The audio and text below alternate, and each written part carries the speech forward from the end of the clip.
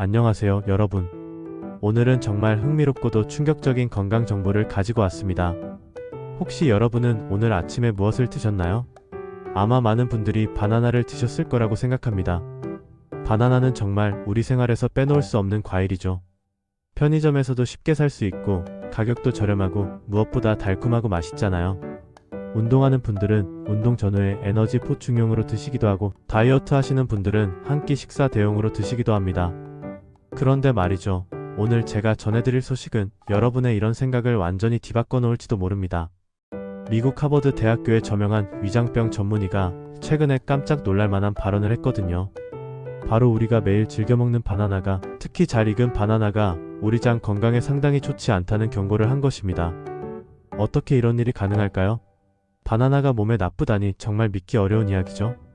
오늘 이 시간에는 이 충격적인 연구 결과를 자세히 살펴보고 과연 우리가 바나나를 어떻게 먹어야 할지, 그리고 장 건강을 위해서는 어떤 과일들을 선택해야 할지에 대해 깊이 있게 알아보겠습니다. 먼저 이번 연구를 발표한 전문가부터 소개해드리겠습니다. 사우라브 세티 박사는 미국 하버드 대학교의 위장병 전문의입니다. 세티 박사는 장 건강 분야에서는 세계적으로 인정받는 권위자 중 한 분이에요. 세티 박사가 이번에 자신의 인스타그램을 통해 발표한 내용은 정말 파격적이었습니다. 그는 이렇게 말했어요. 모든 과일이 몸에 좋은 것은 아닙니다. 사실 일부 과일들은 우리 소화기에 상당한 피해를 줄 수 있어요. 이 말을 들었을 때 정말 충격적이지 않나요? 우리는 어릴 때부터 과일은 무조건 몸에 좋다고 배워왔는데 말이에요. 하지만 세티 박사의 연구는 이런 우리의 고정관념을 완전히 뒤흔들어 놓았습니다. 그리고 더욱 놀라운 것은 세티 박사가 장 건강에 가장 나쁜 과일로 꼽은 것이 바로 바나나였다는 점입니다. 특히 우리가 일반적으로 먹는 잘 익어서 노랗고 달콤한 바나나 말이에요. 이런 연구 결과가 나온 배경에는 최근 몇 년간 장 건강에 대한 관심이 크게 높아진 것과 관련이 있습니다. 장내 미생물, 즉 장 속에 살고 있는 수조, 개의 세균들이 우리 건강에 미치는 영향이 점점 더 명확해지고 있거든요. 장내 미생물의 중요성. 잠깐, 여기서 장내 미생물에 대해 좀 더 자세히 설명해 드릴게요. 우리 장 속에는 정말 어마어마한 수의 세균들이 살고 있어요. 대략 100조 개 정도의 세균이 우리 장에서 살고 있다고 합니다. 이 숫자가 얼마나 많은지 아시나요? 우리 몸을 구성하는 세포수보다도 더 많은 세균이 장에서 살고 있다는 뜻이에요. 이 장내 세균들은 단순히 우리 장에서 얹혀 살고 있는 것이 아닙니다. 이들은 우리 건강에 정말 중요한 역할을 하고 있어요. 음식을 소화시키는 것은 물론이고 우리 면역 체계를 조절하고 심지어는 우리의 기분과 감정에까지 영향을 미친다고 알려져 있습니다. 예를 들어서 장내 좋은 세균들은 우리가 먹은 음식 중에서 소화가 어려운 섬유질을 분해해서 단세지방산이라는 유익한 물질을 만들어냅니다. 이 단세지방산은 장벽을 강화하고 염증을 줄이고 심지어는 암을 예방하는 효과까지 있다고 알려져 있어요. 하지만 문제는 이런 좋은 세균들이 잘 자라나려면 적절한 먹이가 필요하다는 점입니다. 그 먹이가 바로 우리가 먹는 음식에서 나오는 거예요. 특히 식이섬유와 저항성 전분 같은 성분들이 이런 좋은 세균들의 주요 먹이가 됩니다. 그런데 세티 박사의 연구에 따르면 잘 익은 바나나는 이런 좋은 세균들에게 필요한 먹이를 충분히 제공하지 못한다는 것입니다. 오히려 나쁜 세균들이 좋아하는 당분만 잔뜩 제공한다는 거죠. 이것이 왜 문제가 되는지 좀 더 구체적으로 설명해 드릴 겸 우리 장에는 좋은 세균과 나쁜 세균이 함께 살고 있습니다. 이들 사이에는 항상 경쟁이 벌어지고 있어요. 좋은 세균이 많으면 장 건강이 좋아지고 나쁜 세균이 많으면 장 건강이 나빠집니다.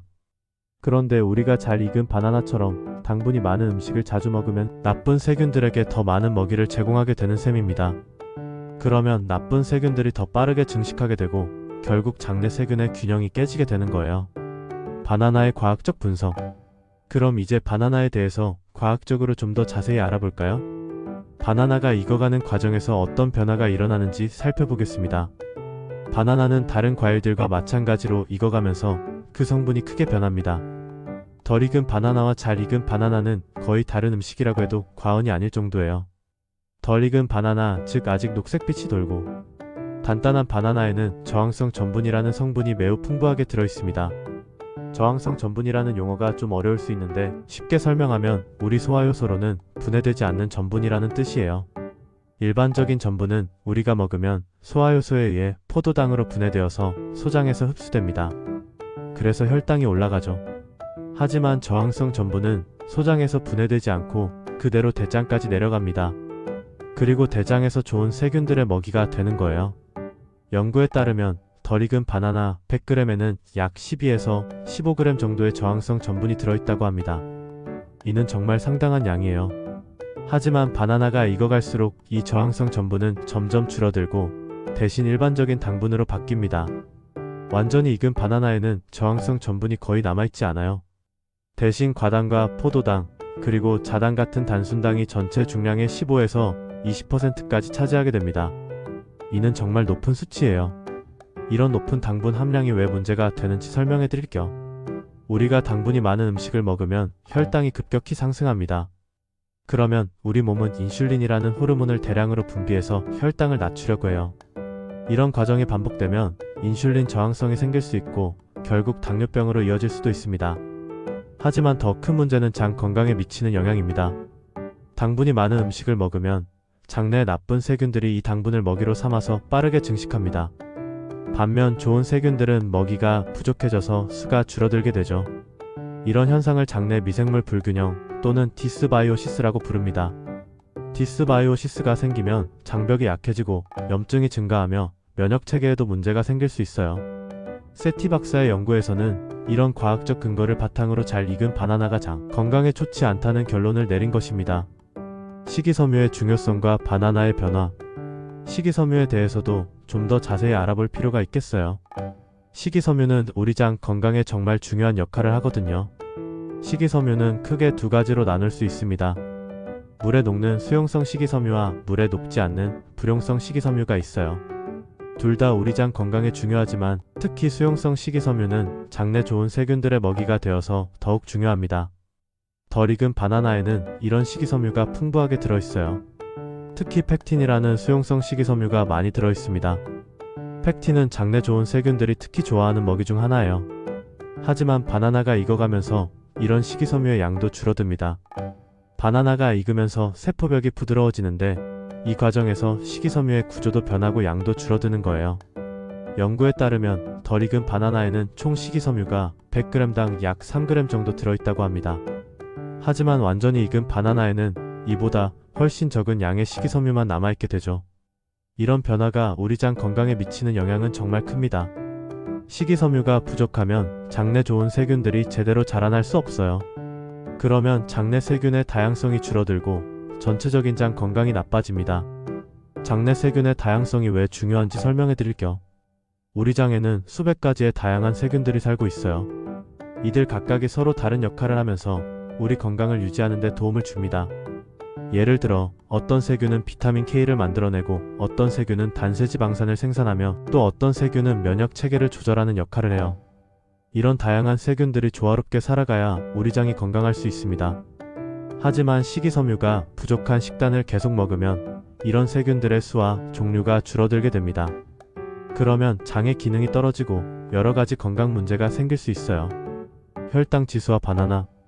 혈당 지수라는 개념도 이해해 볼 필요가 있겠어요. 혈당 지수는 음식을 먹었을 때 혈당이 얼마나 빠르게 올라가는지를 나타내는 지표입니다. 혈당 지수는 0에서 100까지의 숫자로 표현되는데 숫자가 높을수록 혈당을 빠르게 올린다는 뜻이에요. 일반적으로 혈당 지수가 70 이상이면 고혈당 지수 음식, 56에서 69 사이면 중혈당 지수 음식, 55 이하면 저혈당 지수 음식으로 분류합니다.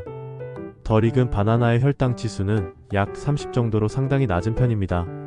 하지만 잘 익은 바나나의 혈당 지수는 60에서 70 사이로 꽤 높은 편이에요. 이는 바나나가 익으면서 저항성 전분이 단순당으로 바뀌기 때문입니다.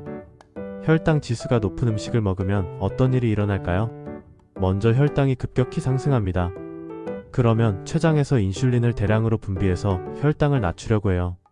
이 과정에서 혈당이 급격히 떨어지면서 다시 배고픔을 느끼게 됩니다. 이런 혈당의 급격한 상승과 하강이 반복되면 여러 가지 문제가 생겨요. 우선 계속 배가 고파져서 더 많이 먹게 되고 이는 체중 증가로 이어질 수 있습니다.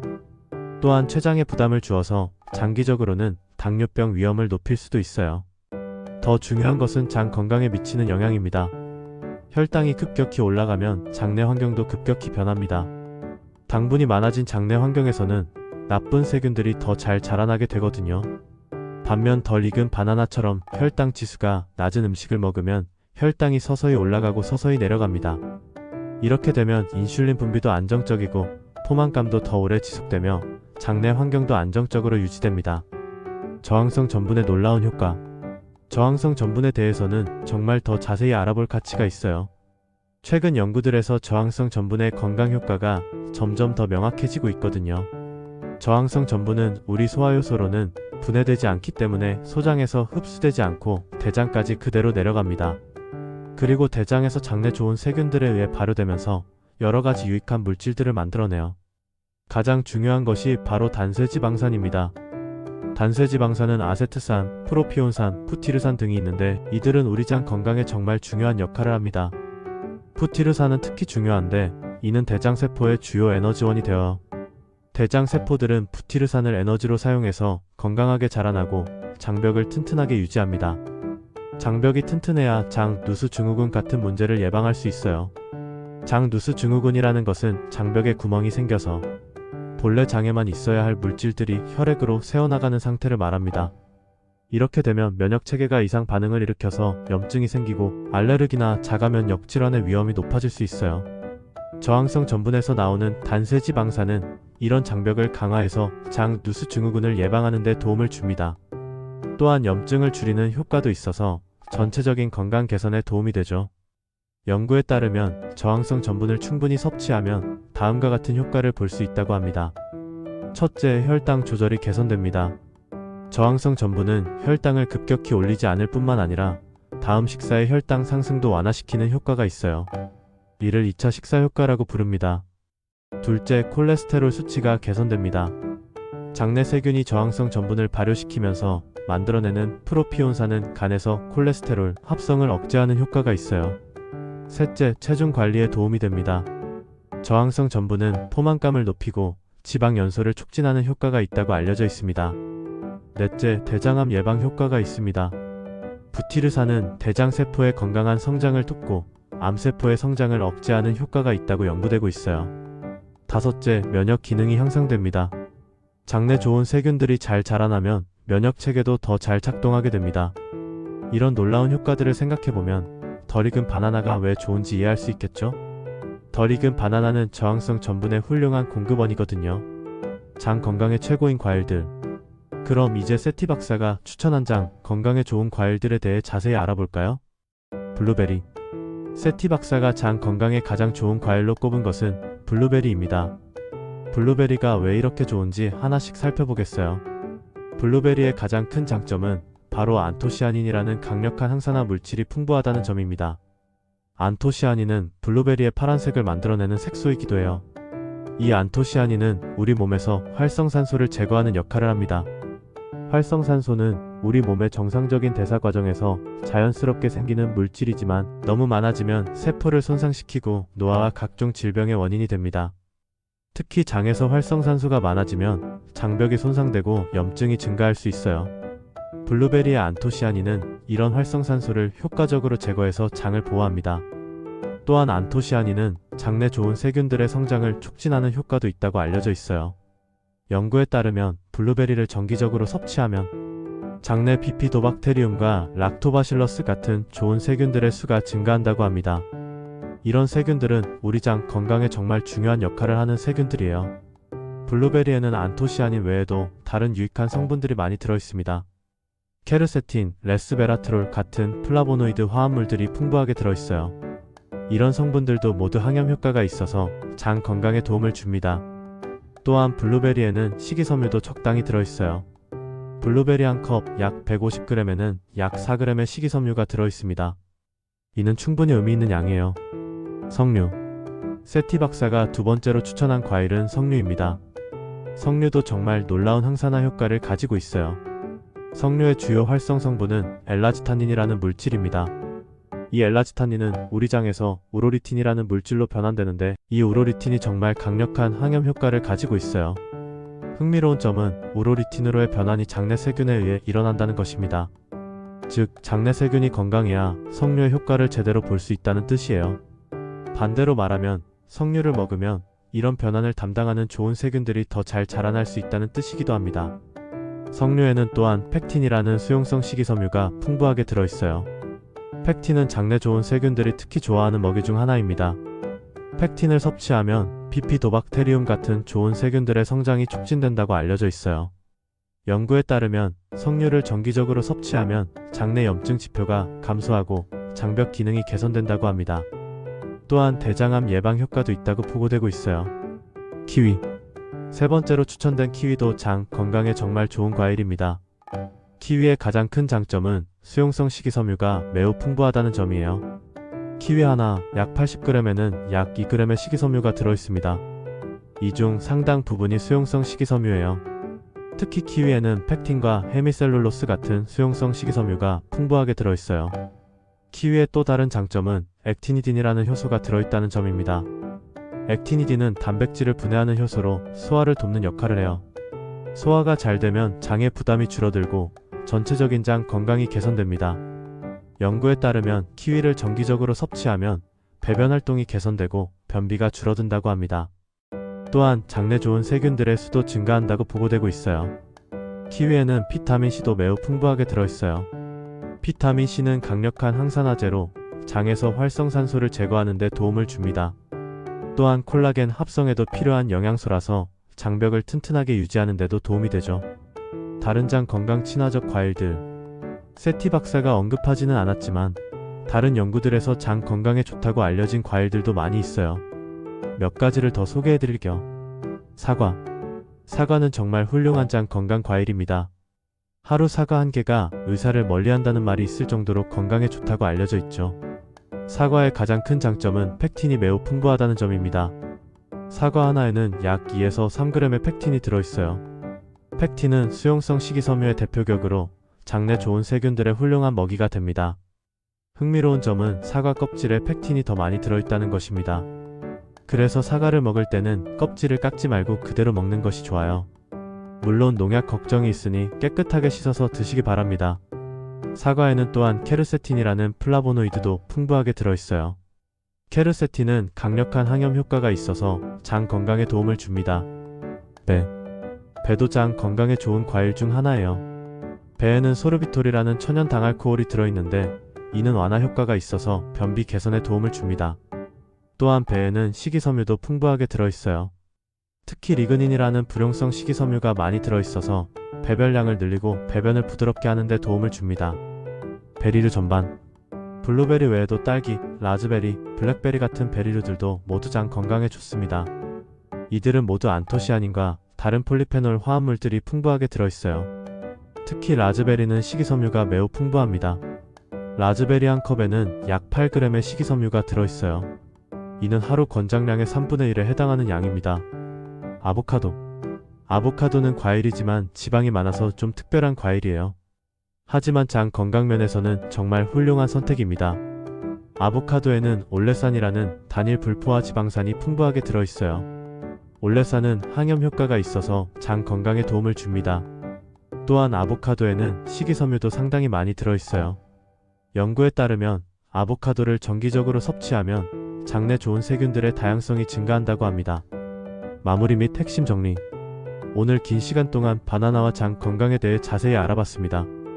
핵심 내용을 다시 한번 정리해드릴게요. 첫째, 잘 익은 바나나는 당분이 높고 저항성 전분이 적어서 장 건강에 좋지 않습니다. 하지만 덜 익은 바나나는 저항성 전분이 풍부해서 장 건강에 도움이 됩니다. 둘째, 장 건강에 가장 좋은 과일들은 블루베리, 석류, 키위입니다. 이들은 모두 항산화 물질과 식이섬유가 풍부합니다. 셋째, 장 건강을 위해서는 과일뿐만 아니라 다양한 식이섬유, 공급원과 프로바이오틱스 식품을 함께 섭취해야 합니다. 넷째, 생활습관도 장 건강에 큰 영향을 미치므로 종합적인 관리가 필요합니다. 기억하세요. 건강한 장은 하루아침에 만들어지지 않습니다. 꾸준한 노력과 올바른 선택이 필요해요. 오늘부터 조금씩 실천해보시기 바랍니다. 여러분의 장 건강을 위해 그리고 전체적인 건강 개선을 위해 이 정보가 도움이 되었기를 바랍니다. 건강한 하루 되세요.